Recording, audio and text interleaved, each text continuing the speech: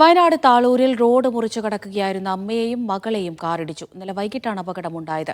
ചുള്ളിയോട് സ്വദേശി ദീപ, മകൾ അനാമിക ഷാജി എന്നിവർക്കാണ് പരിക്കേറ്റത്. അപകടത്തിന്റെ CCTV ദൃശ്യങ്ങൾ പുറത്തുവന്നു.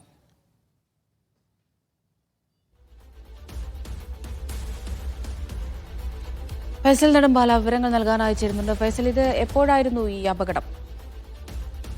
അമൃത, ഇന്നലെ വൈകിട്ടായിരുന്നു ഇത്തരത്തിൽ ഒരു അപകടം ഉണ്ടാകുന്നത്. താളൂർ റോഡിലാണ് അപകടം ഉണ്ടാകുന്നത്. KSRTC ബസ് ഇറങ്ങിയ അമ്മയും മകളും വീട്ടിലേക്ക് പോകുന്നതിന് വേണ്ടി റോഡ് മുറിച്ചു കടക്കുകയായിരുന്നു. ഇതേ സമയം എതിരെ വന്ന കാർ ഇടിച്ചുകൊണ്ടാണ് ഇത്തരത്തിൽ ഒരു അപകടം ഉണ്ടാകുന്നത്. വൈകിട്ടായതുകൊണ്ട് തന്നെ കാറിൽ വന്ന യാത്രക്കാർ ഇവരെ കണ്ടില്ല എന്നാണ് നമ്മൾ മനസ്സിലാക്കുന്ന വിവരം.